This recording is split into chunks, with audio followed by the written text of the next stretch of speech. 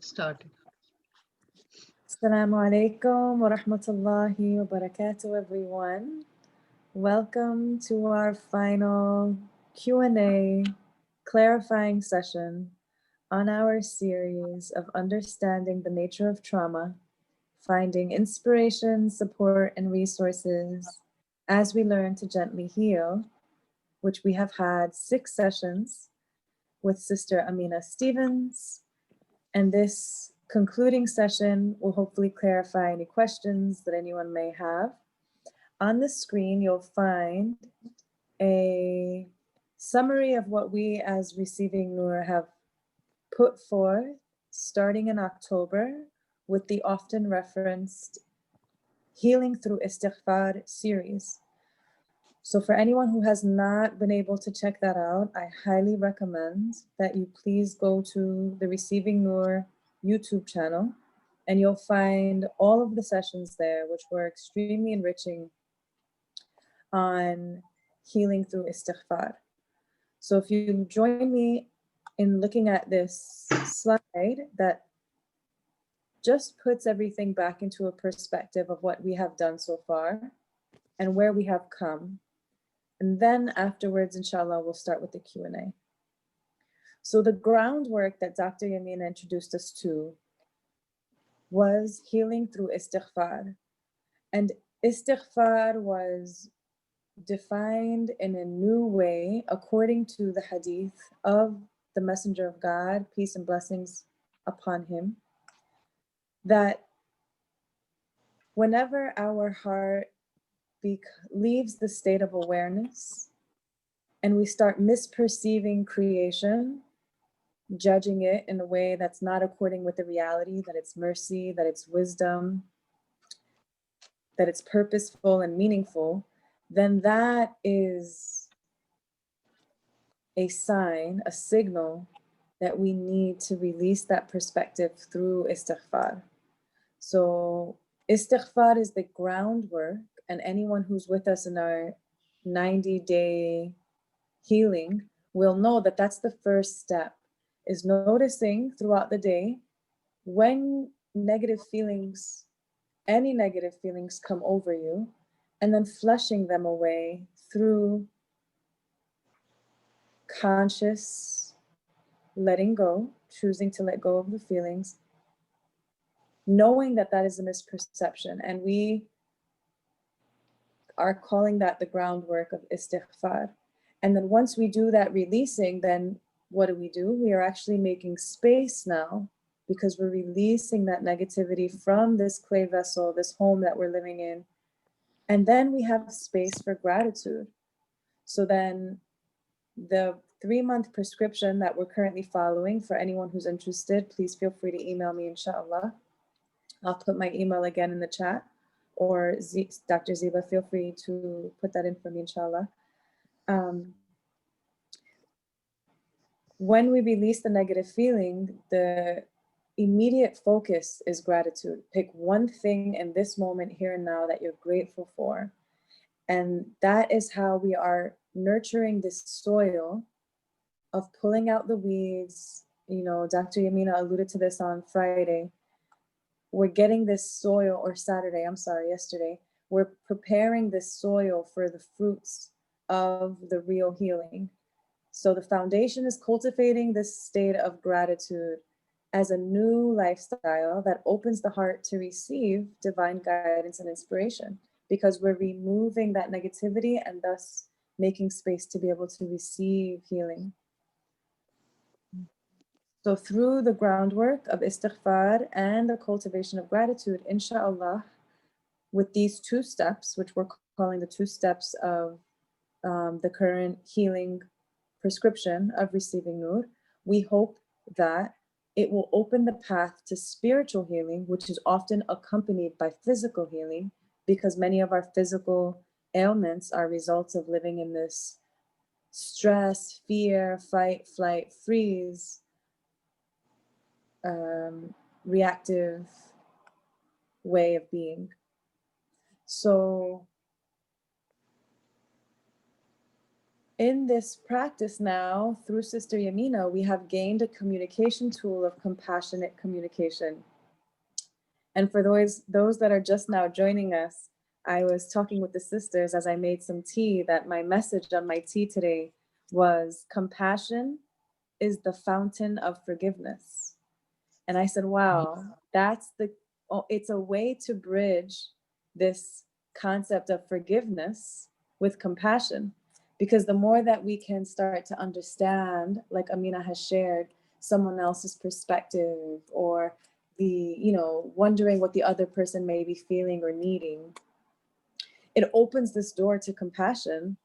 And then the compassion eases the way into forgiveness of others, which Dr. Yamina has also shared in our series as something we should be constantly dedicated to. And we know it's not easy, but through the practice that Sister Amina Stevens has shared, I hope that we can all revisit the Istighfar series and see how through this compassion we can, inshallah, find an easier route to forgiving ourselves and others. Finally, inshallah, we intend to have supplementary tools that we can discuss on this path of healing, like EFT, through our certified Sister Maha, inshallah. And just to put it all back into perspective, once we have this groundwork established, this foundation of istighfar and gratitude, again, we're doing it for a 90-day practice. We're 6 weeks through, but anyone who wants to join us, inshallah, please email me and we will get you connected. Then we can, inshallah, transition into the transformative phase of healing, which is right at the root of our crystallized beliefs. That will be, inshallah, following the 90-day prescription once the soil is prepared and ready to receive healing. So with that opening, now we're ready to have Q&A for any questions anyone may have to Sister Amina on our trauma series. Bismillah.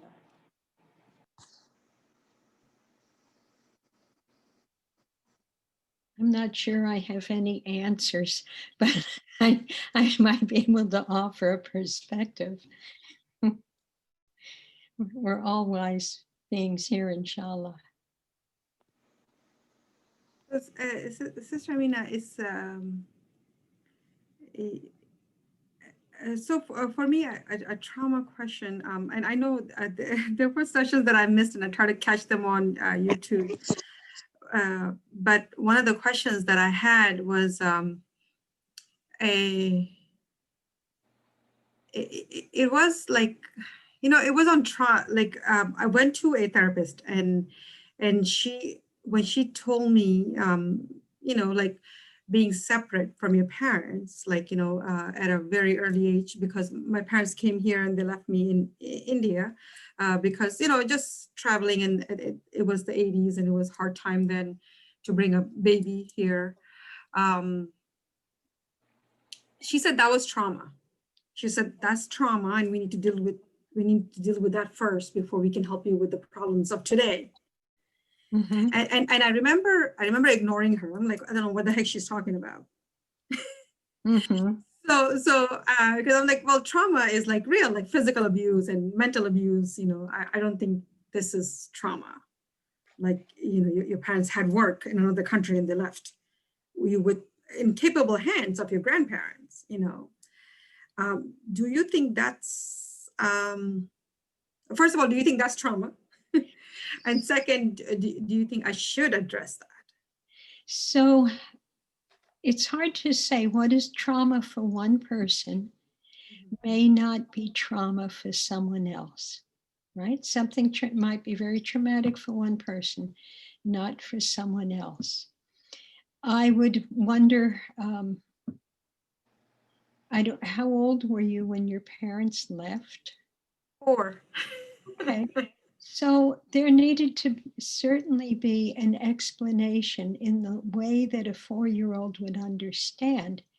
For that 4-year-old to know it's not about me, but mom and daddy, have to go somewhere, and that you were assured you would be safe and you would be able to talk to mom and dad.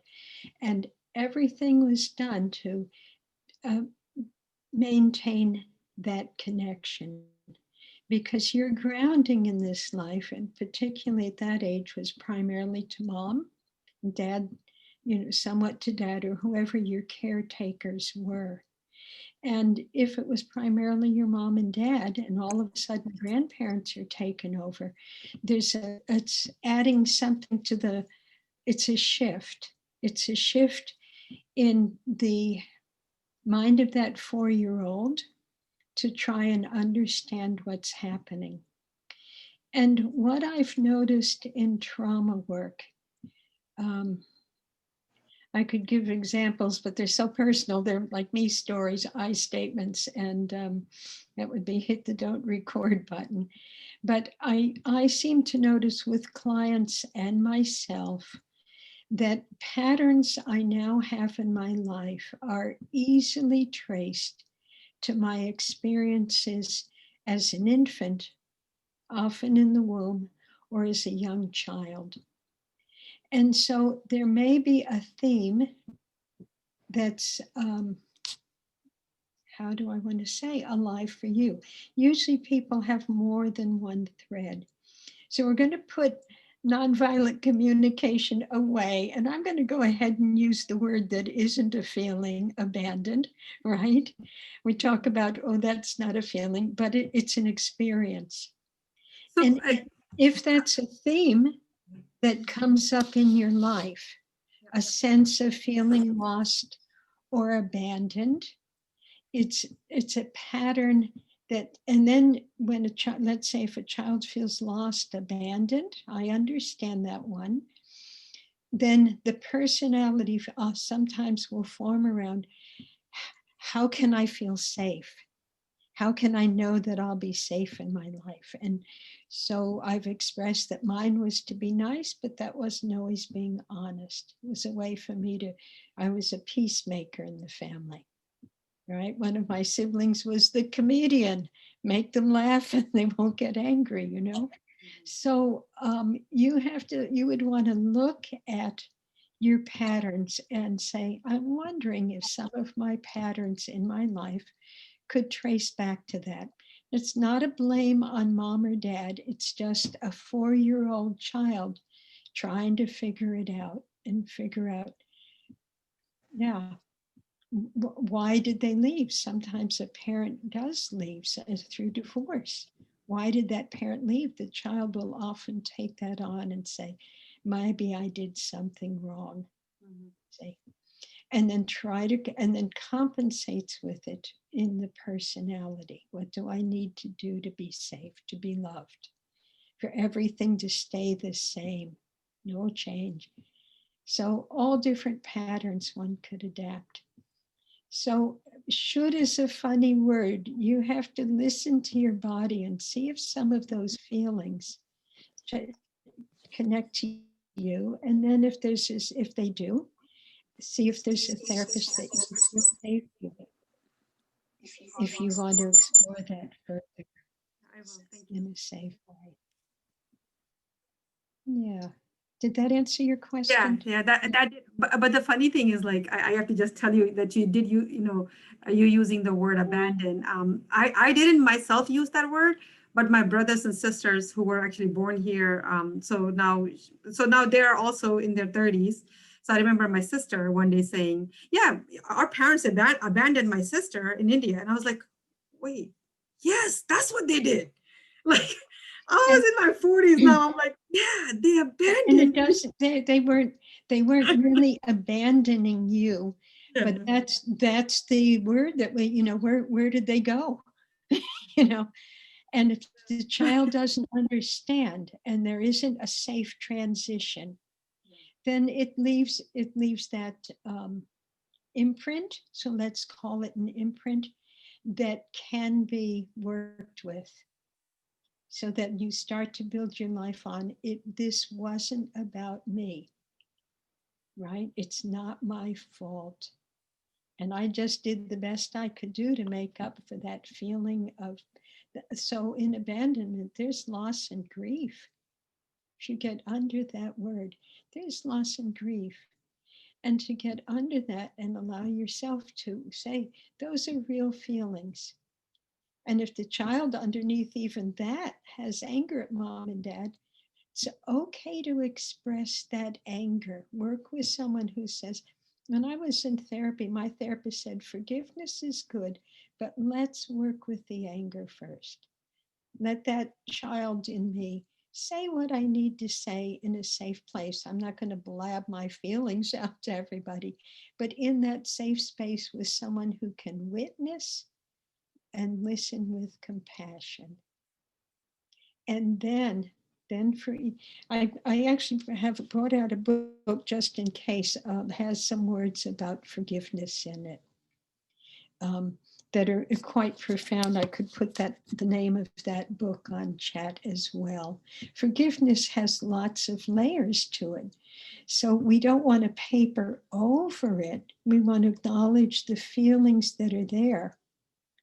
And then for sure, dive into it. Because if we carry that around, that's, I want to travel lighter in this life and when I die. So there are things where I can heal and make repair and unload those feelings. Ultimately, it comes to forgiveness. But sometimes for me, I've had to explore some of the other layers or veils first and then go, okay, forgiveness. Yeah. But honor those feelings, whatever they are. Yeah. And also your siblings have that feeling too. That's how they perceive this. Mom and dad were probably trying to make a better life, yeah, and to make a space for their family in a different way. And so understanding that, and they did the best they could. Nobody understood the impact in those days or even now. Right. So, but I don't want to discount the feelings of that beautiful 4-year-old child that had that loss and probably felt that grief. So, yeah, thank you. And thank you for sharing that. That's deep. That's deep and tender. That's deep and tender. You can. There's two things I hold. One is these, right? And the other is somewhere over on my bed, a doll.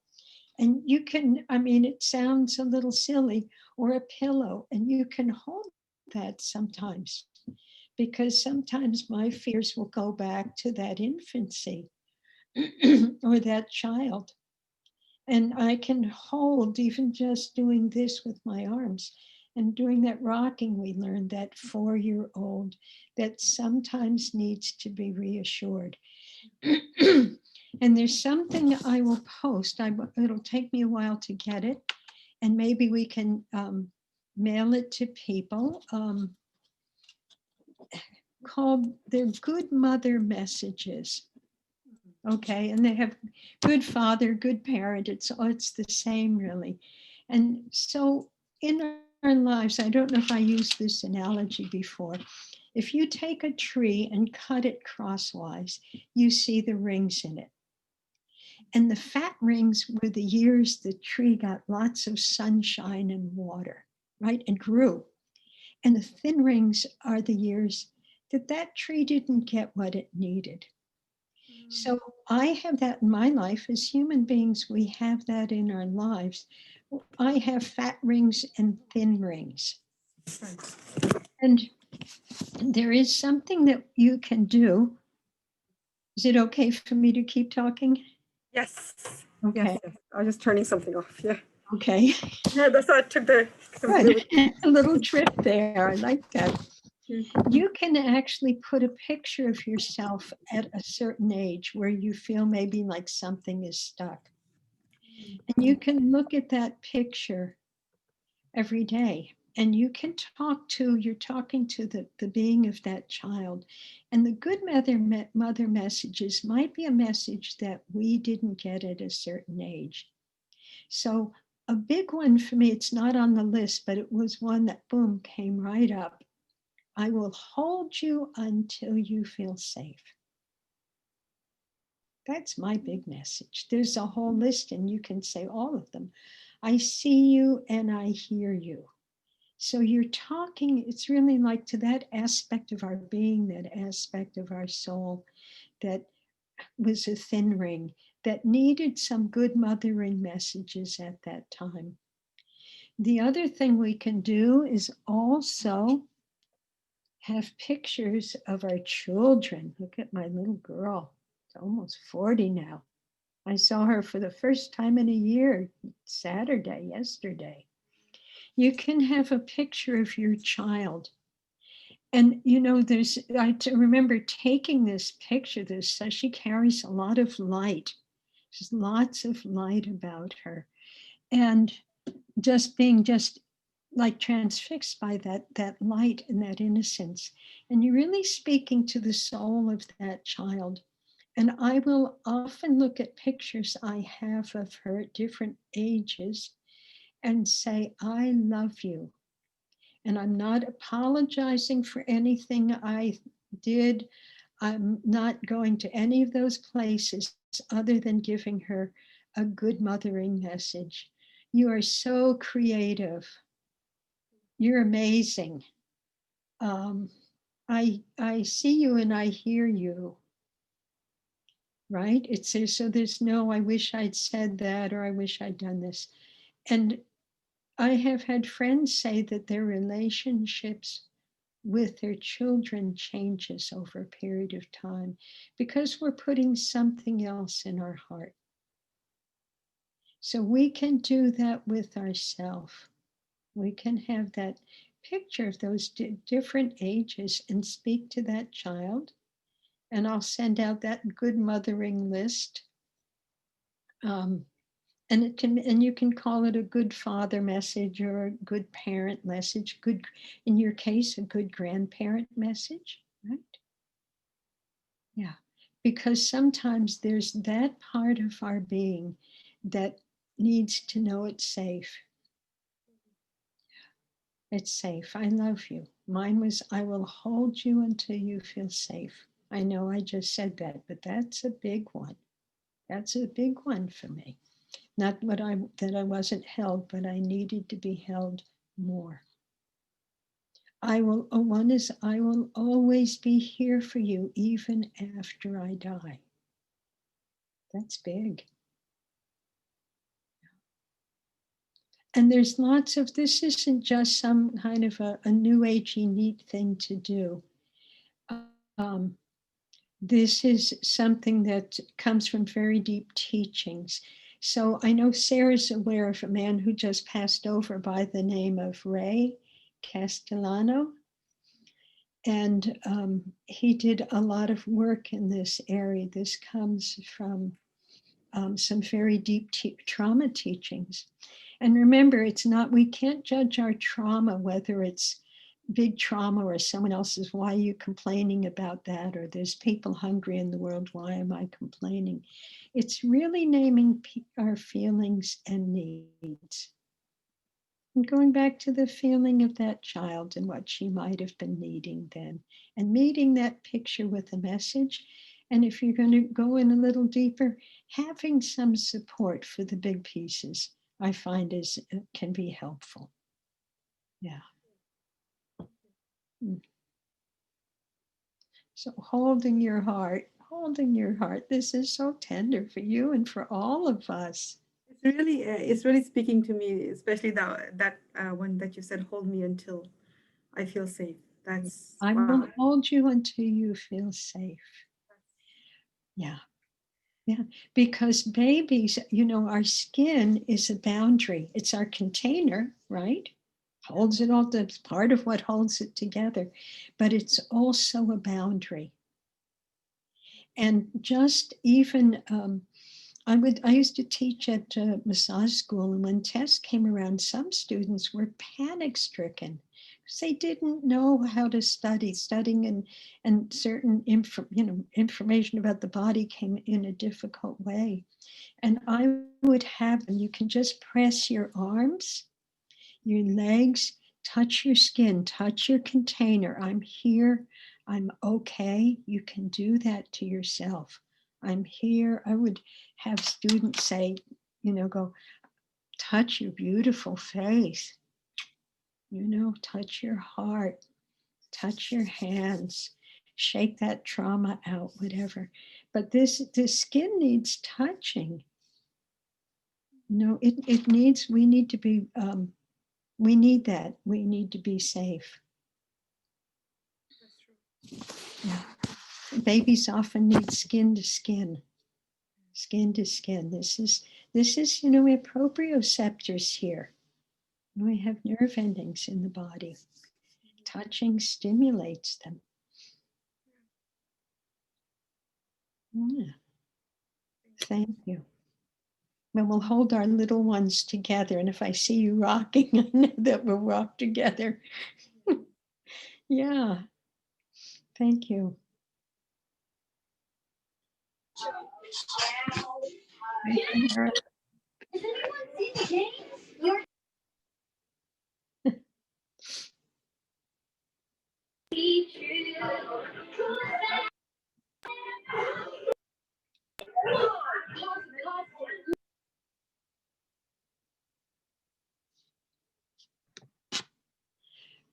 If nobody has a question, should I maybe offer a couple ideas on things that people have mentioned before? Does anyone want to jump in? I want to hear your wisdom. Come speak. I'll just share something that came to me as Samina was sharing that just connects for me with Dr. Yamina's teachings, with Amina's teachings. When sometimes, this is when I was feeling able to do this, so it's not always, but when I'm feeling, I'm not really sure exactly, but well enough to be open enough to really sit with the feeling and invite it in and like a guest and be that brave, I'll lay down when I know there'll be peace and quiet. And I'll set a timer for 10, 15, or 20 minutes. This was something I did whenever I felt like there was something that landed somewhere that just made me feel heavy or unwell. And you know that feeling, it's like suffocated or it's like heavy on your chest. It's like you can feel something right there in your throat, like restricting your inhale even. It's like so tight on my chest. And I would just lay down, set the timer, super quiet. And then I would just take deep breaths and start with Alhamdulillah, because that's what Dr. Yamina shares is what opens that receptivity to divine inspiration. So then I would just notice this breath and how much of a blessing is this breath. And I would start with Alhamdulillah. And it's almost like that was like the open door to like, with my intention. So just stuff started landing on me and I'm like, but I would in that moment say, okay, what is it that you feel? What is it that you feel? And really imagining like there's like a child, like Amina would say, or Dr. Yamina says something similar, that you're sitting on your lap and that's you. And just asking, what is it that you feel? Like it's like that aspect of you that has to share something with you. And perhaps it is that bird that comes with a messenger and it's really just here to share something with you. But because we never lent that a listening ear, whenever it comes, it's like somewhere in our, back pain, or maybe it's a shoulder pain or a headache. Absolutely. Or it's like a heart problem or a digestive issue, like Amina has shared. And I'll sit there and I'll ask, okay, what is it that you feel? And I'll just hear the whole thing of what's being said. And then I'll say, yes, you feel that way. Why is it that you feel that way? And then I'll say, yes, all of those things happened. And I'll just make it like a yes meditation. Just acknowledging like, yes, all of these things happened. And then I'll go into, what is it that you need? And then I'll hear, it's like literally a conversation. I'll hear what it is that the need is. And I'll say, yes, this is the need. Yes, this is the need. And I just feel like it really does. And Amina, Sister Mahan, Dr. Alia, and I always discuss like the knotty hair. And before you even said it, my hair is always knotty. So I know that well, but it really does sort of like help you comb through this knot sitting on your chest that's been there for however long. And I'll just share that's something that was helpful for me. Thank you. I'm glad that's, yes, when I love the, the imagery, we can speak to our bodies. Sometimes in the polyvagal trauma work, so in sessions, you might ask somebody, if you could speak his kidney, what would kidney say? And people that never heard of talking to their kidney or listening to the body always come up with the right wisdom word or feeling. They're always, so part of that work is teaching people again to develop a kind of spiritual intimacy with their own being and parts of our body. What is this asking you to do? Or what does it need? And I always try and stay out of the way. One thing I was sharing that we talked about a little bit before we began is everybody here, I believe, we're all healers. It's one of the divine names. And we're all in healing capacity with ourselves and others. You have a child or grown children or spouses or family, all of these pieces. We interact with people in stores. And I just got a very strong message. I heard about something that happened.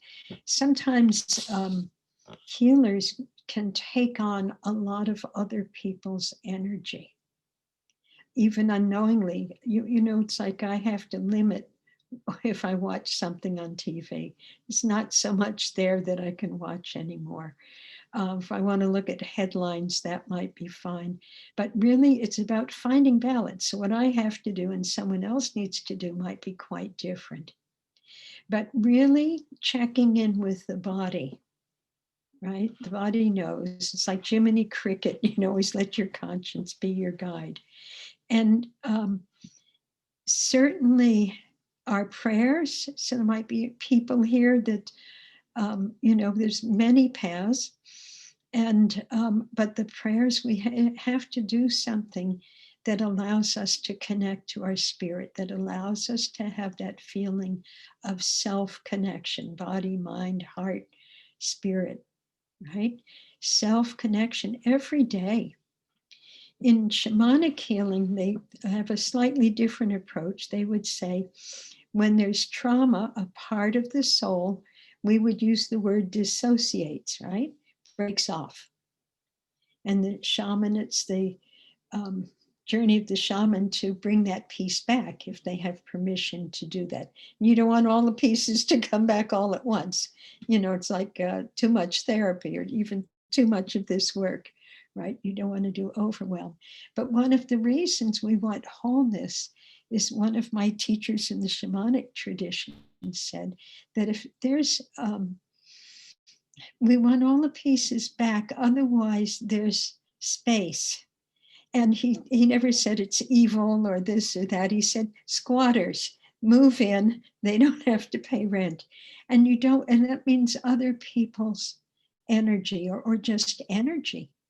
You can, if I walk in a forest, is a very different feeling from walking into Walmart, for example, right? It's a different energy. So whatever we do that helps us to feel more self-connected, whole, the company we keep, the things that we do, so that those pieces are nurtured and would like to stay home in our clay vessel. And particularly at this time, when there's such a great shift, I believe, I'm not asking anyone else to believe it, but it certainly feels like a shift into the soul is taking place.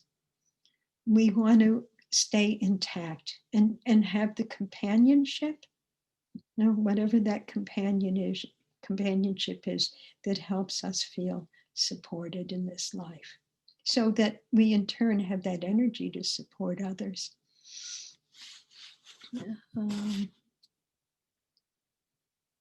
I wrote a couple notes down. I was remembering something that a friend of mine said. Some people live in Charlottesville know her as Zakira, and she's a wise woman who's opened many doors for me in this life. And she said once that sometimes when she's going somewhere, the question she asks is, what will I learn and what can I bring to the table? You know, what will I learn from those people or that experience? And maybe there's something I have to offer. So that's a wonderful, kind of balance for me. So I know a question had been asked, there were questions around how do we know that compassionate communication is what it said. So when I go into something new, most of the time I just want to go flying in and not pay attention. But I'm learning somewhat to say, what will I learn and what can I bring to the table? Maybe I have nothing to bring to the table, or maybe there's nothing to learn. But I like those two pieces. And another piece that's important for me in my life in meeting people is what values do we share? That's where I want to connect in the heart, right? The outer garb isn't so important to me, but what values do we share? And where can we find common ground? What's the common ground that maybe we share? And I think right at the core, at the root, it's the same thing. We all want to be warm in winter and have enough food to eat. We want health. We want the same for our children, for our grandchildren. Some people feel that deep connection to the environment. So what are the values we share, and what is the common ground? Those are the things that I think create community with other beings. It's finding, yeah. Anyway, there that is. So, anybody want to share something or? There is a request for more treatment suggestions for abandonment. Okay. Let me just pause on the inside for a minute with that.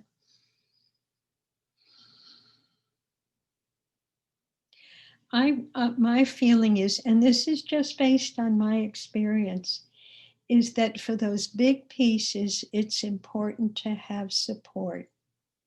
And if you're going to have support, I had mentioned last week about what I think is important if I'm working with a client, trying to create safe, compassionate space. Is the person you're working with willing to listen?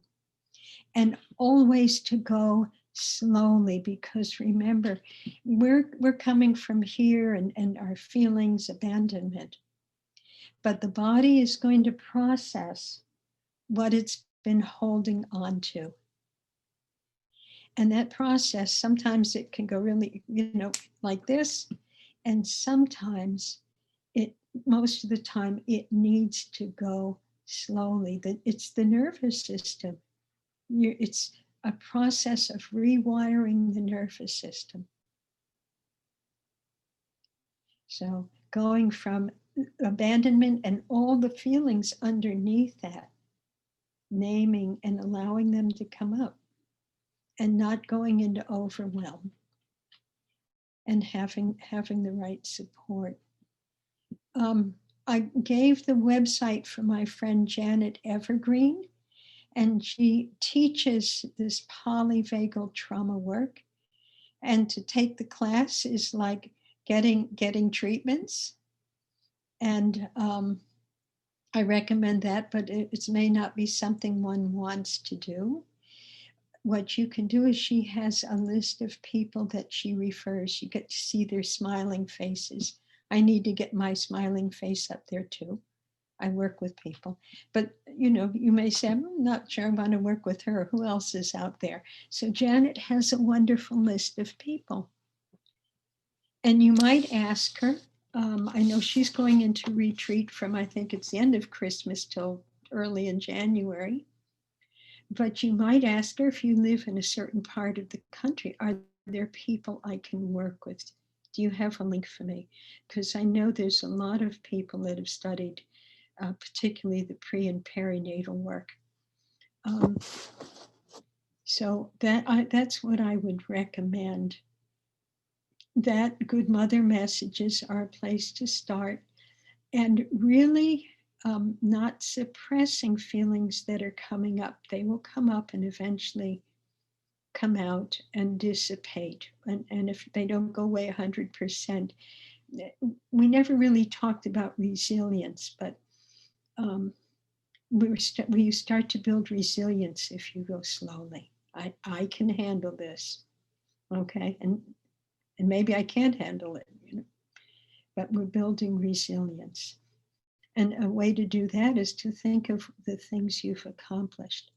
But resilience is different than using survival energy to survive, right? Sometimes we do things, but maybe for the wrong reason. Resilience is a gentle building.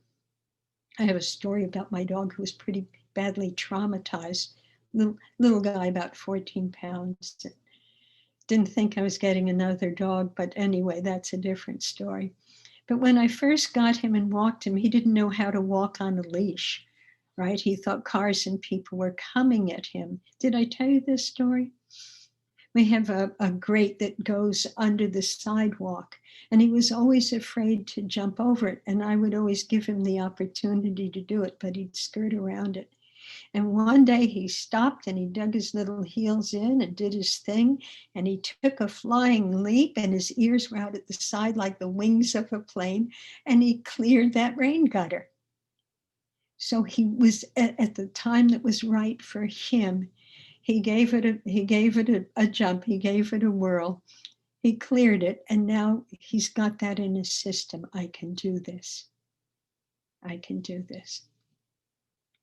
So that's what we're doing. And you would see it, certainly, Sarah, anyone that's had small children, they build resilience. They don't walk and run it right away, right? They fall, they land on their little diapered butt, so it's soft to land on, and they get up and they try it again, or they try it later.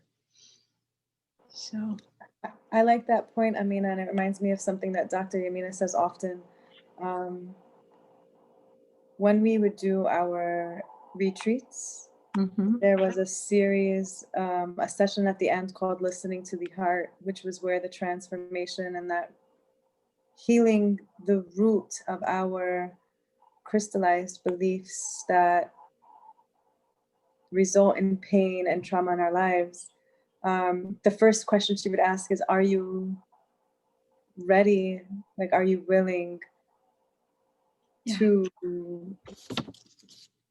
because if we're not, then you're just going to keep running away, just ignoring or not really wanting to sit with that. And so I think it's such an important reminder, because sometimes we're not, and that's that dog example. It's a good example to say that when we feel ready to go there and decide that we want to heal these places, then inshallah. Yeah, I remember in maybe the first and second class, I used the expression, we can only go as fast as our trust allows. If we go faster than that, it's like we do what we know we can do, and then sometimes plus a little, but not a whole lot. Otherwise, we're liable to fall back down again. Sometimes we don't have options.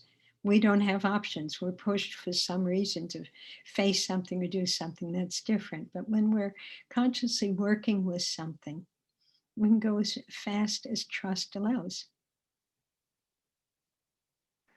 Sister Amina, somebody's saying, I'm unclear how you treat trauma.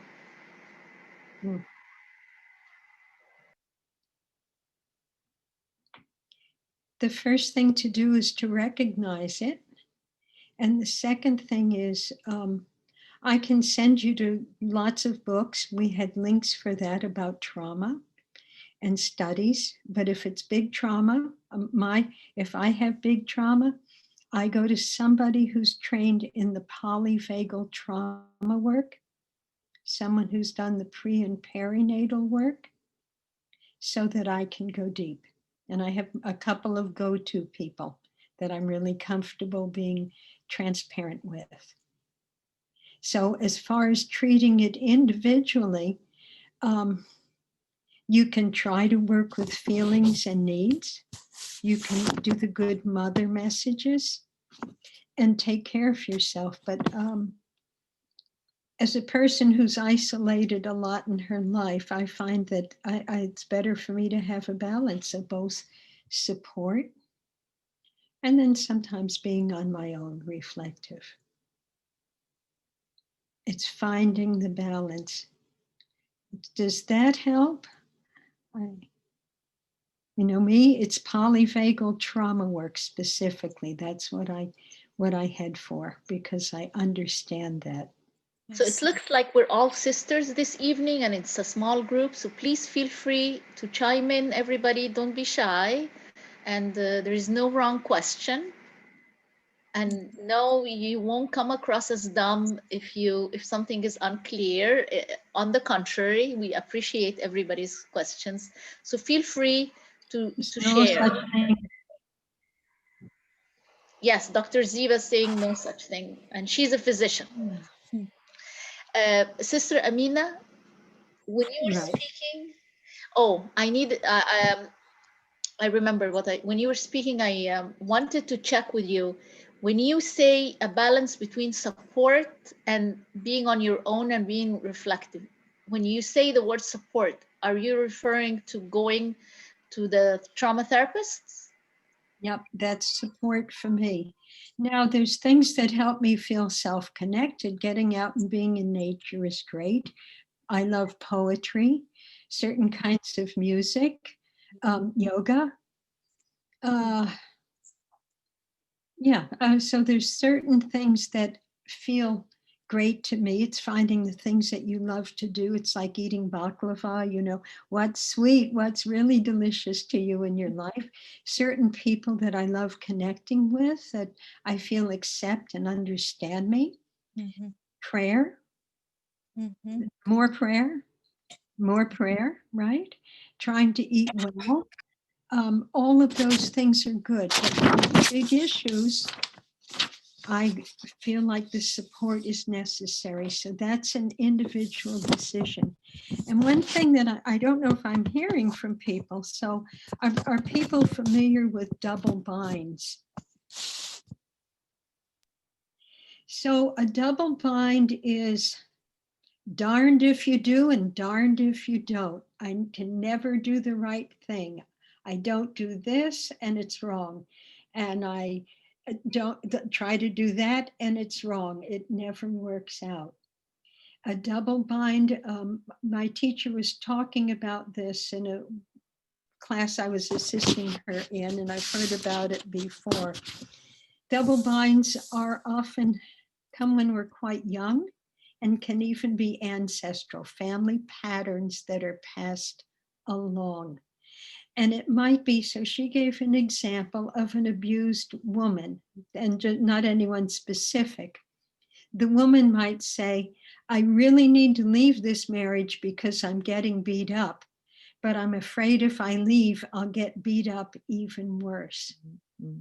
My kids aren't happy here. I know this is not good for them to see, but if I take them away, it's going to be scary and confusing for them. Mm-hmm.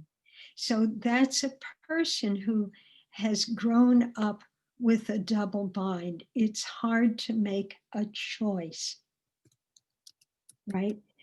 You don't know, it's afraid of making a choice. That's a big piece that I work on, is making choices, and it's okay if I make a mistake. I just don't want to do something that's going to set me back. that's going to be harmful to myself, but making wise choices. And that comes from double binds. When I was a kid, I loved my mom, loved my dad, but my mother would say to my sister and I, you kids better be quiet. Your father's going to be home any minute now. So that's a double bind, right? In that moment, if my father comes in and hears us playing and making too much noise, the man we're supposed to love becomes a scary dude. He becomes a scary father. That's a double bind.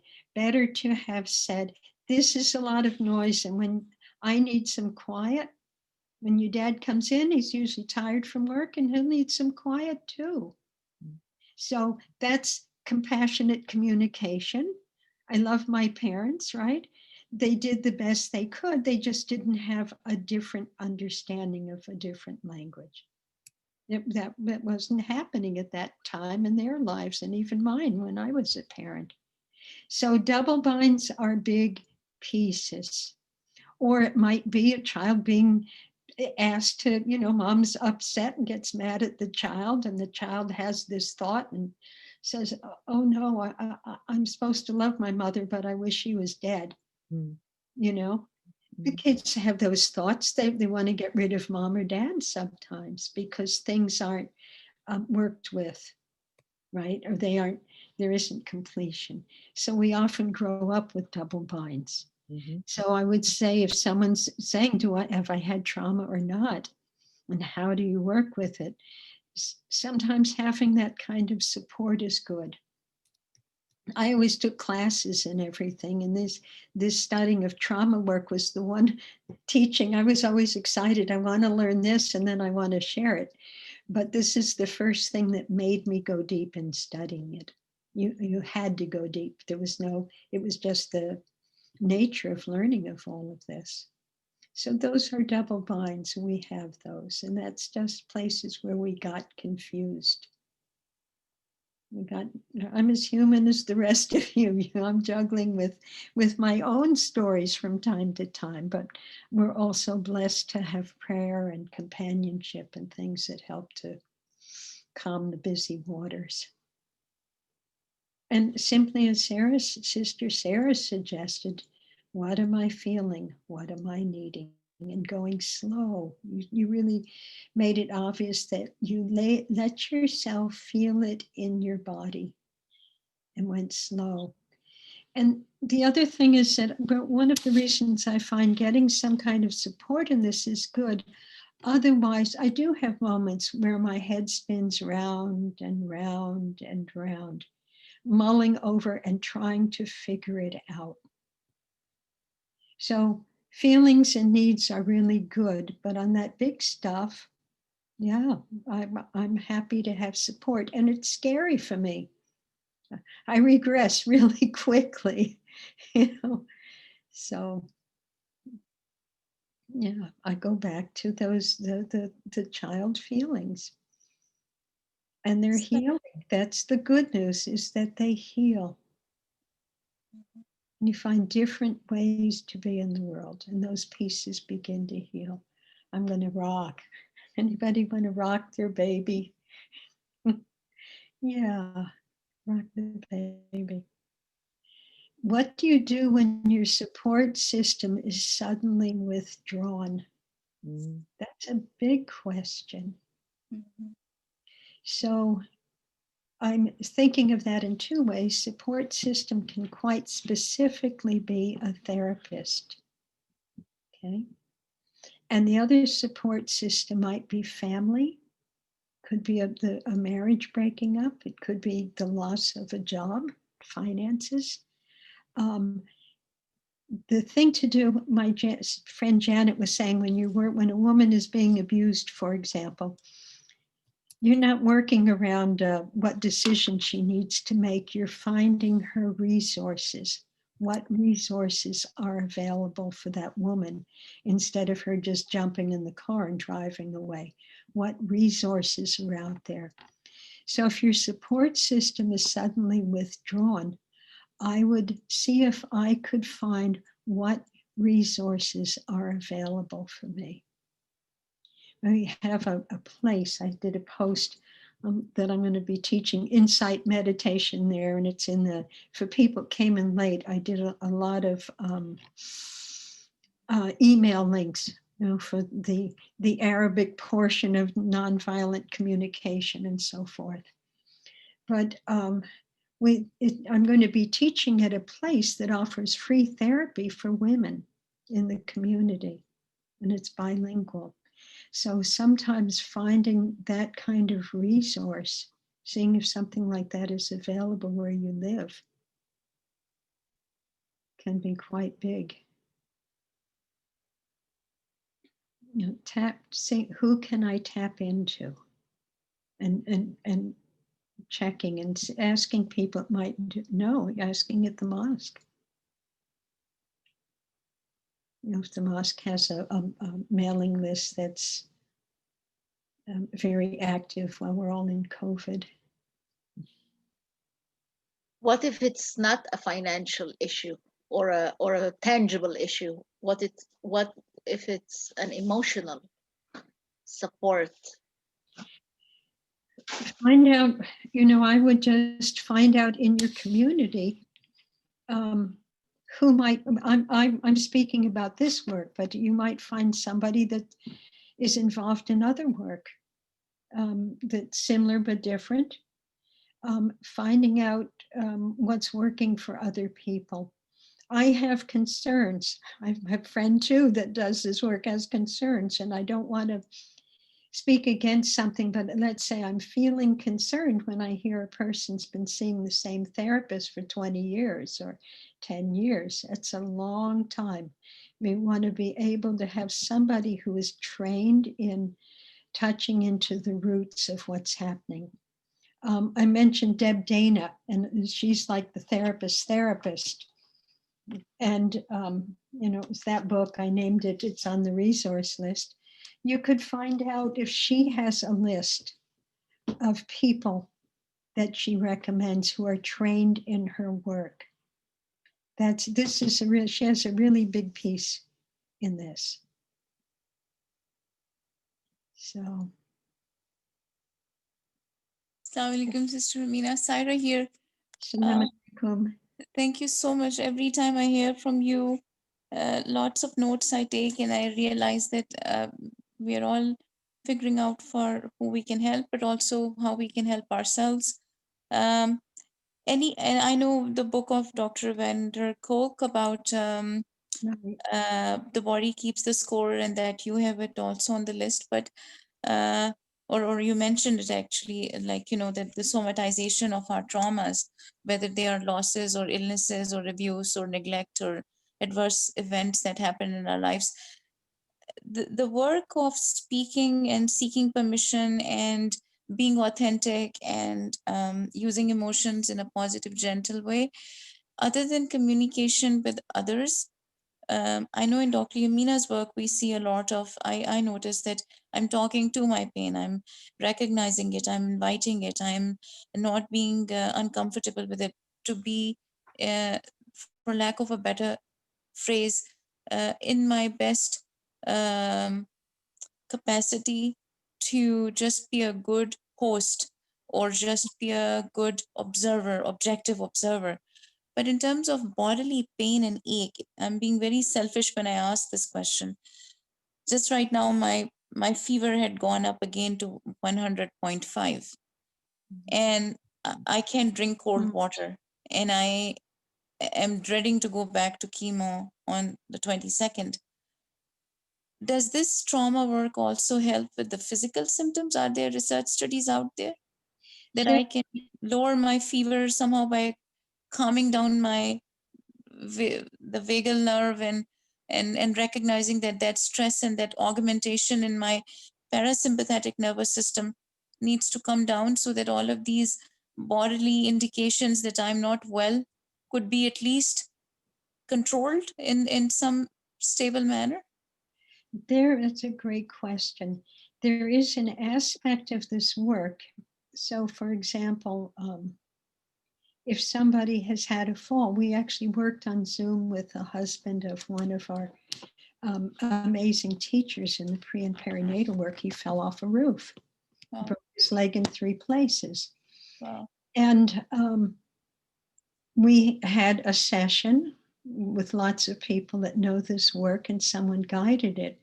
But there is a way with physical trauma, just like spiritual trauma or emotional trauma, to touch into physical trauma. And you're actually taught how to do that. What happens? So that's polyvagal work, and I can share from a perspective of biodynamic craniosacral work. We have life force in the body. And let's say you bump your arm. Ow. Okay. Reflex. What happens? That life force goes to that place. So we might get stitches, or maybe it's bruised and it just needs to be in a sling for a few days, or maybe it's broken. All of, it could be anything. There's a little trauma. Sometimes that body, that trauma can hold on there for decades. That life force is still there. And working with that life force so it knows that it can let go and go back in the system is a beautiful thing. And there's a book, and I'm going to have to think of his name. It'll come to me. John Ledger. Is it Ledger? I don't know. But he was an osteopath. I could go out and look at the book or just send it to someone. And he talks about a woman he worked with, and she had all of these. So I'll give you 2 stories. They're pretty amazing. She had all kinds of symptoms, and maybe I'm guessing she was in her 40s and went to this doctor and that dentist and this. No, everybody said it's your imagination. There's nothing wrong with you. But as a craniosacral therapist, an osteopath, he put his hands on her. He said, "Did you ever have an injury with your head, land on your head or something?" And she told about how, as a young woman, she had been on a raft in the water, dove off, didn't see someone coming up, and their heads hit. She became unconscious, and they took her out of the water and was fine, right? But what happened was the body, this very subtle craniosacral system, was out of alignment. And the life force that was trying to keep it all together started manifesting as these other symptoms in her body. And he worked on her, and the symptoms went away. So if you're in the hands of a person that understands, you want biodynamic craniosacral, or someone that does the polyvagal work that can work with physical trauma. Thank you. And give you support in tuning in and working with that to help some of that life force release. He told a beautiful story. I'll share it because it was so fascinating, and that means I have to remember it. But he was giving a lecture on craniosacral work to, I don't know whether it was just the public. It was probably other physical therapists or osteopaths. And he was going to work on a little boy who was 3 years old. His name was Oliver. He couldn't eat by himself. His eyes were crossed. There were multiple problems. And I forget why I'm thinking birth trauma. But he noticed certain things as he had his hands on the child. And even though people say our cranial bones don't move, there was a slight maladjustment between the occipital bone and the frontal bone, I think. And he managed to. So there's different schools. But anyway, he managed to work with that. And on the 3rd day, I think he's getting ready to teach. And he worked with this little boy each day. And the 3rd day, the child who couldn't walk was walking down the aisle with holding his mother's hand. And people were clapping, that's what happened. The change was so profound. And the mother said in the middle of the night, the bad men that had been in his head left, something to that effect. And the child followed, and the mom followed Dr. Ledger once he left, I guess, and had people that were trained in his system work with the child for a number of years. And many years later, when Oliver was maybe about 18 or 15, he wanted to go to America to see the man who helped him walk again, and was able to eat normally, and his eyes were no longer crossed. And the only residual effect he had from whatever had caused the problem was that he had a slight limp. So once that life force is released, there's so many different ways to touch into that. I think that profound healing can take place. Sister Amina, how does this help Syra's 105 fever right now? Right now.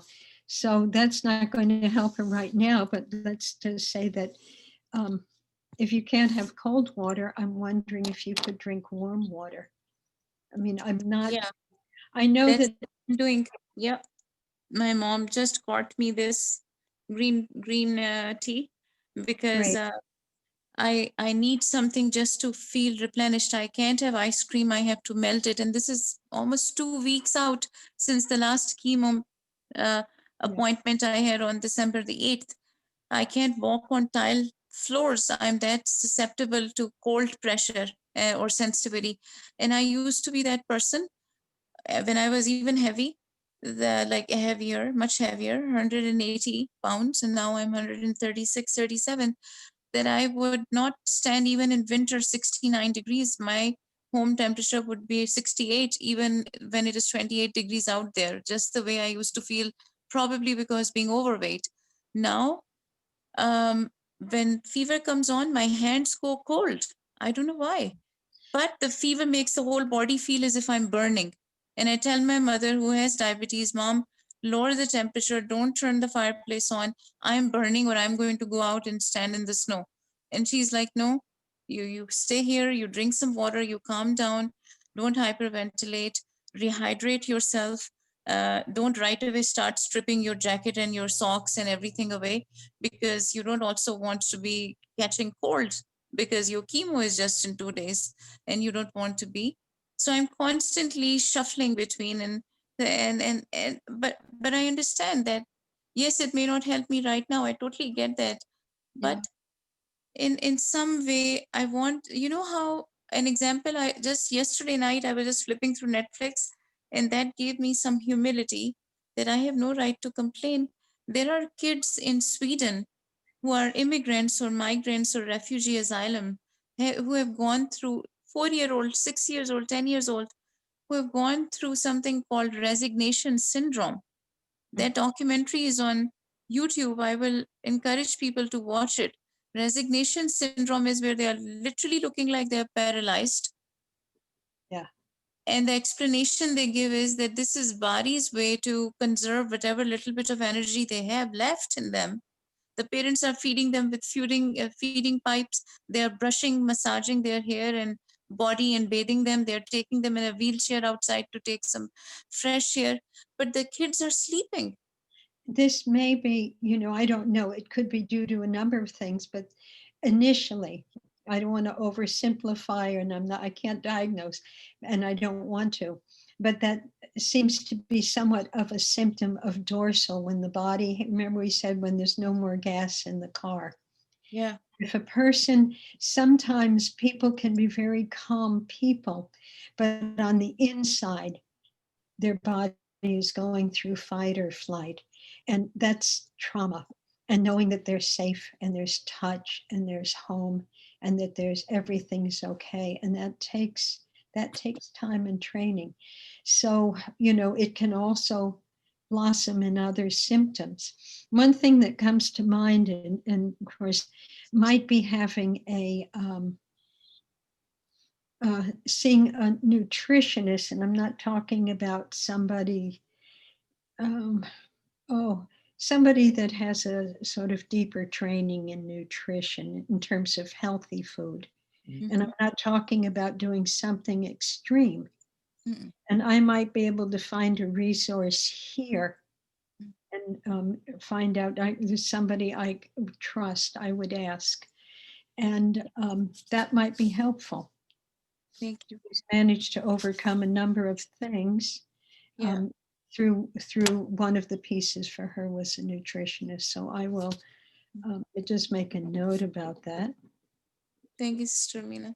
You're welcome. And if you make sure I have your email, or you have my email, I think. I do. If I you, do. And I if you email me, I'll send you that information. thank you so much. That might be an option. And then where are you? Are you Dr. Mina, Sister Mina, I am here in Massachusetts, in Eastern Massachusetts. cold country, huh? I'm a very much New England person. People tell me move from here, come to Texas, come to Florida. These other places are good to see. People like living there. But I think I'm a cold person. I love cold weather. And Nice. family, ever since I came from Pakistan here in 1998, I have been either in New Jersey or in New York. And when I got married, I just went for 1 year to Arkansas, and then came back to Rhode Island. And then my dear husband just built a home in 2017 in Attleboro, Massachusetts, which is right across the border from Providence, Rhode Island, where Brown University is. So Boston is nearby, 45 minutes. But with the traffic, as you can imagine, going into the city and out, when I go for chemo or for consultations or follow-ups, it takes an hour, and the whole day gets spent in Boston. And then by the time we get home, my parents and I, or if my brother is driving me there, because of nausea and feeling incontinence with diarrhea, I don't feel comfortable driving 1 hour by myself. And ever since my surgeries in June, and then in October, and in between healing and recovery from surgeries and then starting chemo, I barely have gone to my office physically, also because of COVID. So I just think that my body, with just the illnesses, like Sister Hanan also had shared one time, has gone through so much at age 42 that I feel 1,000-year-old, if there is such a thing that I could compare it to, what it must feel like when somebody is 1,000-year-old or 100 years old. We are frail. I am not frail, I'm diseased. And yes, I should not put the narrative like that, but that disease indeed on a factual, physical level has altered my strength. Yeah, of course. Yeah. Saira, I'm reminded of wudu therapy. I don't know. I mean, there is mention in the Quran of Allah guiding Nuh alayhi salam, Noah, peace be upon him, to step in cold water. When you spoke about your fever, I was reminded of check out Wim Hof's videos on cold therapy and breathing. He heals everything. He's very well known, and Stanford and Columbia, they've done tons of research following him. But he believes in cold therapy and breathing. But so I want to remind you of a couple of things. And we have Dr. Ziba and Dr. Alia came, and maybe she'll come back. She has guests. About the medical benefits of tap water, which is now cold. Wudu several times. One thing that I've done for myself, I got really sick. I'd come back from Morocco, and 2 weeks later I was down for about 6 weeks. Wow. And I had a really bad fever one night. You know, one of those things where you go, I don't know if I'm going to wake up. But anyway, I had remembered something someone told me. And what I did was I put a hot water bottle on my belly, and it somehow pulled the fever out. Wow. It wasn't, let me just think, no, it was probably cold on my belly, and it pulled the fever out of the head. So okay. I'll check. I will try that, Maha. I will definitely watch the video, and Samina, I will see that. But in the interest of quick therapies, and Dr. Ziba, please chime in if you like. I've had good experience with wudu 7 times. So I've had good experience with wudu responding to spills of faint in public when you don't have a safe place to faint peacefully. So cold sponging also, like most, like that's a very old way of treating fevers and all that stuff. So wudu has the same effect, you know. On the It's- temples, on the maybe with the temples, cool water. and Yeah. and on your palms and your feet, Yeah, Okay. they put cold compresses on the bottom of feet and on the heads. Of course, mothers do this with children when I they know. have fevers. Yeah. But the idea, I mean, wudu, I personally find repetitive wudu with a lot of cold water, with a lot, even when you're freezing, like me, or at least when I'm freezing, I know, but I'm also very biased towards cold. Even if my body's freezing, I still believe in cold and cold therapy. Therapy. Yes, so I wonder if this could help the fever. And the other thing is that I was telling Sarah yesterday that there, I don't know where I heard this, but I'm in connection with a lot of healing modalities and healing, alternative healing people. And there was a known line which Sister Amina Stevens referred to, which is to ask yourself or ask the organ if it could heal, what is it that it knows. And Amina said that Amina Stevens said that people are invited to ask their kidneys that question as well. You can do That's with other interesting. parts of the body. I was thinking about a particular session that works with kidneys, but you can ask any part of the body. And it's really about just what you're saying, becoming quiet and listening for not the answer here, but there. But you could ask any part of the body. The body. So that means the it body. viscerally, physically, physiologically, biologically, our body is pain receptors, our body is so-called biochemical memory. It's very much holding on to the pain and the illness and the trauma and whatever it remembers of it all. And I need to somehow go back into it, to my cancer cells, to my chopped up organs that have been partially operated on or removed, that tell them, hey, listen, I would want you to help heal yourself, and I'm here as an objective observer, holding on to and patiently dealing with the pain that has come with all of it that you and I have experienced together. It's almost like that the objects are another being within me, these organs. And even if you've had organs removed or part of an organ removed, just what you said, they're still there energetically. You can still acknowledge them.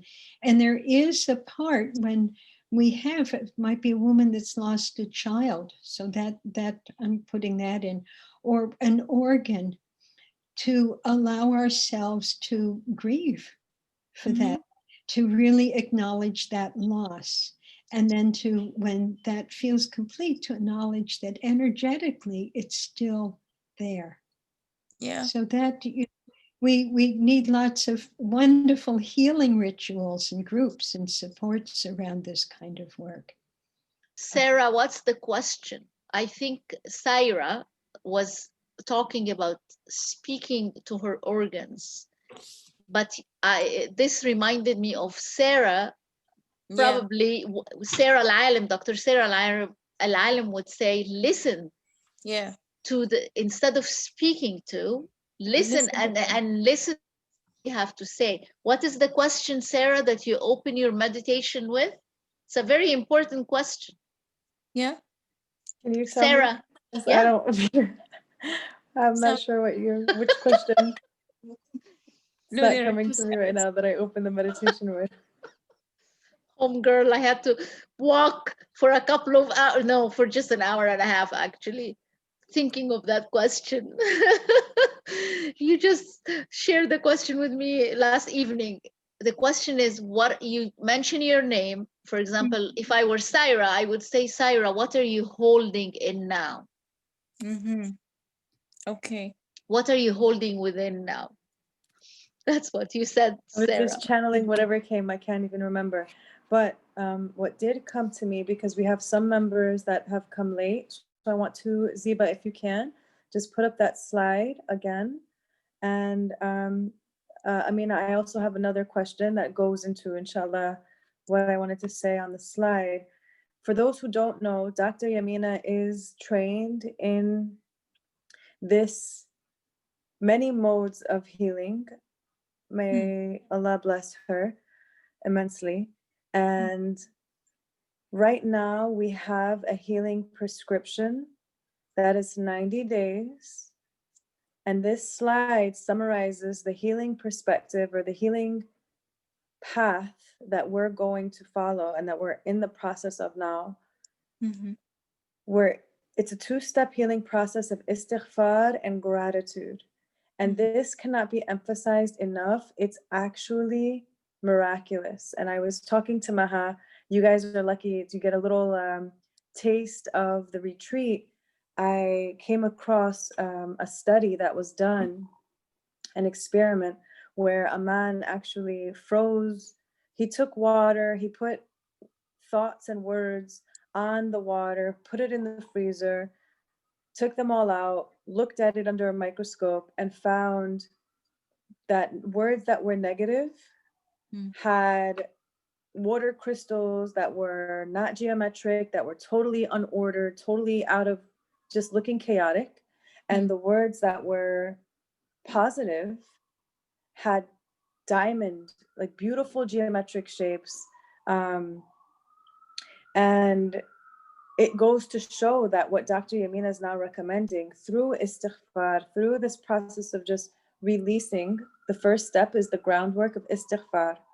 This is, again, a 90-day prescription for us to do it every single day, releasing the negativity and its complaints, its fear, its stress, it's anything that feels awful in your body. As soon as it comes, Dr. Yamina recommended at least 5 times a day with the prayer minimum. Otherwise, set an alarm. I have alarms for almost hourly, because that's how then I can start to train this feeling in the body that Amina is talking about. What's inside? Is it a fear? Is it a worry? Is it a stress? Because remember, the Quran is constantly guiding us to the state of belief, which means security, which there is no fear and no worry. And that's where we want to reach. And for those who have not read the reflection that Brother Ray has shared that Amina talked about, who also practiced the healing and trauma work, he shared an amazing reflection. Please feel free to email me and I will send it to you. I've already sent it to so many people about, even in pain, he felt it was a call. It was a calling home is what he called it. So there's a way to release negativity and then make space for gratitude. And like I said, gratitude has actual dramatic impact on the study was water, and we're 75% water. The entire universe is by the will of the maker made of water. So this concept of gratitude dramatically, it changes, subhanAllah, by the will of the one who makes it this way. It changes everything. So Dr. Yamina is trained in this healing of the fundamental roots of these crystallized beliefs that we're holding, but we are not going to get to it until 90 days of practicing these two, so we can prepare the heart through istighfar and through gratitude to be able to receive that healing and to be able to go to those places that we often resist. And we're often like, no, I don't want to touch that wound. I don't want to touch that pain. By doing this practice for 90 days, inshallah, we do intend afterwards to do a deeper healing of the core root of these crystallized beliefs. And again, she's done this in her retreats for those who have joined, and for those who are new, it's extremely transformational, and everyone can attest to the transformation. So that's just to put it out there that we are offering this here and now. And now we have the compassionate communication as a tool. And I was telling everyone who's joining us late that I made some tea today, and the message on the tea is, you know how your tea sometimes has a little message. Compassion is the fountain of forgiveness. And Dr. Yamina was saying how through the Istighfar series, if you haven't checked it out, please go on YouTube, go through it. It was absolutely just full of incredible gems that have serious impact on our well-being if we choose to accept the truth of it. Practicing constant forgiveness, istighfar, seeking forgiveness of yourself and others is preliminary, it's foundational, and that's the first step in the practice. So I just wanted to put that out there as the way that we can structure everything that we've been doing so far. Because when we learn compassionate communication through identifying other people's feelings and needs and our own feeling and needs, that does make the heart more receptive to forgive and have this releasing of negativity that we often store. So with that being said, just because I know there's some people that haven't been able to hear that, I do have a question, Amina, that came to me about, is not feeling good enough trauma? And yes, would be my immediate response, because we did this work with Dr. Yamina. I did this work with Dr. Yamina. Amina, feel free to chime in. And we would be able to address that after the 90 days, because each person has a specific, like Amina shared, history that often starts when we're babies, or some child that somehow started a belief somewhere, and then that belief was somehow hidden for some period of time. And then it leads to these, I forget, Amina, please share how it results in a personality. So these patterns end up resulting. Become our belief becomes a habit.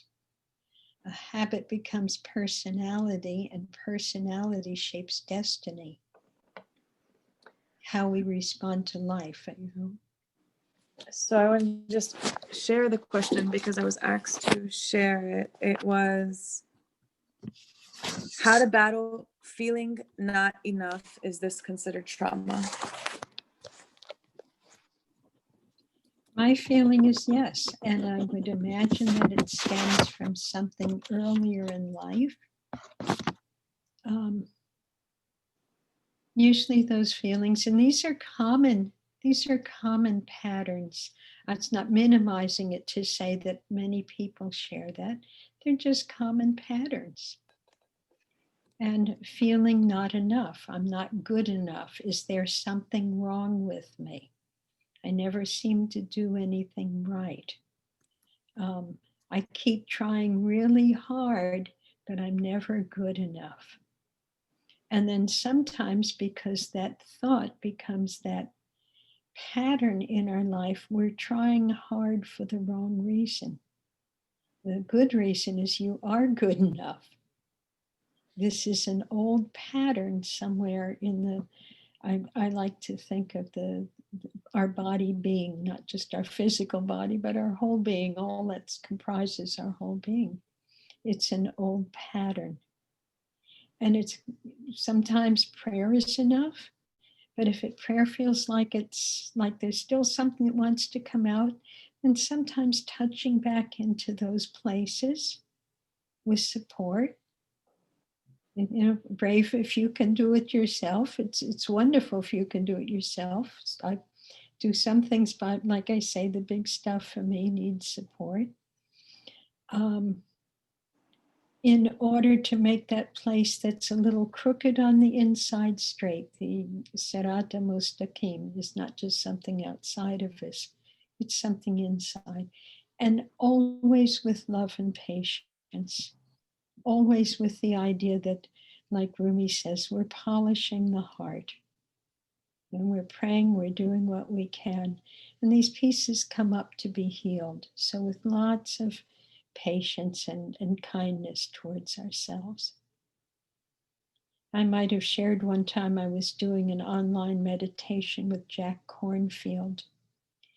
And he will, it's a 20-minute one, a 30-minute one, and then I took a program that's longer and has more parts.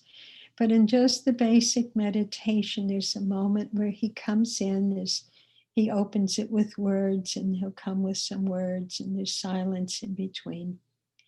And he says, keep it simple. Can you meet yourself with kindness? And I burst into tears. I needed that simple kindness, and I needed to hear it in the form of a male voice. Maybe if a woman had said it, it would have been just as meaningful. But somehow hearing that kindness, the simple kind words, can I greet with whatever's coming up with kindness? Yeah. That was big support for me in many different ways. So yes. And know that you know, between now and whenever and however you may work this out, somehow know that you are enough. That all of these are somebody else's ways that have become imprints on us.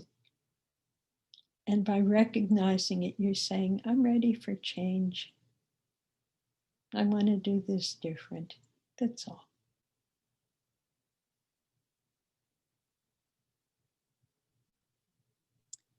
I have to say that when somebody has a lot of things to go through in their own mind, in their own body, in their emotions, thoughts, intentions, future plan, reflecting on the past, living the present with the either medical illnesses related pain or trauma related memories, it's a heck of a lot of loads to carry all at once. And so, Yeah. how does this line of trauma work? Because I noticed that there are multiple ways to approach it. There is the human connection, and how Dr. Yamina say horizontally seeking help, but there is a ascent upwards to God for support and divine help. And then there is something in our conscious that is where I think you are helping us go back to, and Dr. Yamina too. But in this specific work with just practical trauma focused bodily, physical, tangible work with ourselves, of course, having belief in God's support in it or barakah in it, there is this sense of I need to work on me, and to build that confidence Mhm. and to have that confidence as somebody who feels so broken or so feel a little bit weak or a lot weak with an illness. It's almost like we have to walk that path of duality. I am strong as I'm weak, kind of a thing. Like my feet are in two boats, really. I am weak and I cannot I look away from understand either that. reality. Because to survive, I need to be strong. And to get to survival and to have that motivation, I need to continue to recognize there is something that needs strength building. Am I right? Yes, yes. And sometimes I'll feel like it's a split in my psyche, but we're both human and divine. We are both of those things, and one doesn't discount the other. I was remembering the very first class I talked about a story that Annie Lamott, the writer, tells, and how her younger brother had a report on birds he had to do, and he left it till the last moment. So the night before the day the report is due in school, he's sitting there with his books and notes and doesn't know where to begin. And his father comes over and tells him, do it bird by bird. So whatever seems to be presenting itself, that might be the piece to work on. And just, I go through the same thing, all these pieces. So sometimes it's good to get out and play or whatever that means for me, or see what my resources are, and remind myself it's not a race. Sometimes working on one piece begins to heal the other pieces at the same time. It's not a race. I know what it's like to do extreme things. Now I'm older, I can't be so extreme. So we want to go slowly and kindly to the body, kindly to our psyche, kindly.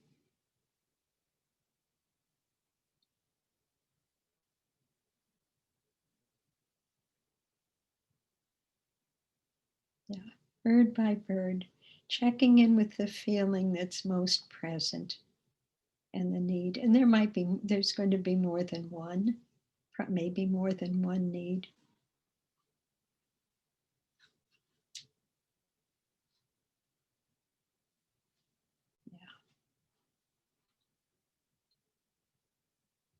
And that's a big piece. I'm seeing a note about self-compassion.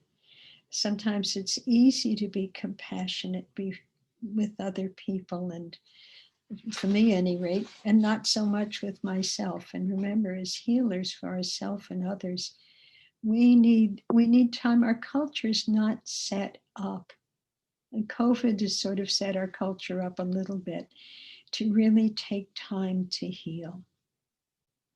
Yeah. So I wanted to read something, and this was a little bit, it's a tiny chapter on forgiveness. And it's a saying, and it touched me, by a Sufi teacher who's passed on. His name was Pir Vilayat Khan. And he said, overcome any bitterness that may have come because you were not up to the magnitude of the pain entrusted to you. That made me pause and overcome any bitterness that you may have, I keep reading that wrong, overcome any bitterness that may have come because you were not up to the magnitude of the pain entrusted to you. It's big. Don't beat ourselves up. Baby steps. And then he says, like the mother of the world who carries the pain of the world in her heart, you are sharing in a certain measure of that cosmic pain and are called upon to meet it in joy instead of self-pity. So we're not alone in this. Yeah. But that first part was the one that resonated most to me. Overcome any bitterness that may have come because you were not up to the magnitude of the pain entrusted to you. Right? That's the bitterness that one might have because we felt we weren't enough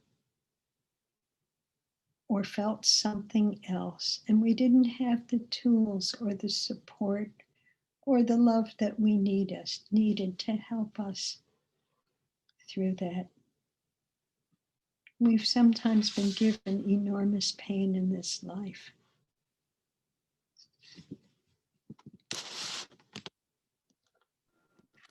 Thank you, Amina, for closing us with that. That was beautiful. As we near our completion of this 2-hour Q&A, inshallah, I just want to remind everyone that we will be sending out a list of resources that Dr. Ziba has compiled, that Sister Amina has shared on the chat for those who came late. Inshallah, we'll email that with all participants, as well as the slide to just remind everyone of the Receiving Noor Healing perspective as per the request in the chat, inshallah. And again, we want to remind everyone that we do have an ongoing Receiving Noor Healing prescription for 90 days where we meet bi-weekly. And also the retreat that will be coming up, that is coming up, inshallah. If you would like to sign up, if you haven't registered already, please go to receivingnoor.org so that you can join us, inshallah, for Zoom sessions on this retreat, the path to lasting happiness, to really focus in on how to live with this tranquility, this reassurance that we all so desperately seek. With that being said, any final comments, questions, concerns? I really want to thank everybody. That's That's big. This has been a wonderful opportunity in the answer to a prayer. And I would say if you have questions or felt like you wanted to speak to me, just an email or something, simple or more. I'm available. Like if questions come up after this series and you want some insight or something. And again, I'm just sharing a perspective and often from my own experience. But thank you for everyone being so gracious. Thank you so much, Sister Amina, for generously accepting the call that you received to share everything that you did. In such a gentle and compassionate way. I really feel like for me, the greatest teacher is the character, to observe the character of that softness and that gentleness. And you're gifted with those qualities of how we should really invite those feelings to ourselves. We always said, oh, Amina has the healing voice, so she doesn't have that loud voice that people are struggling with hearing.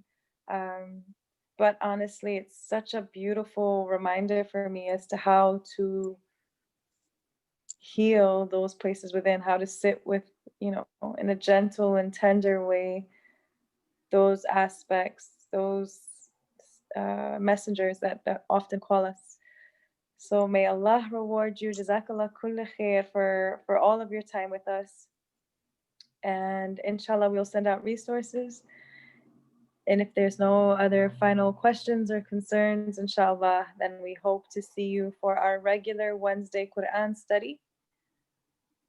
And please do register for our Receiving Your retreat, inshallah. Thank you all. Jazakumullah khair.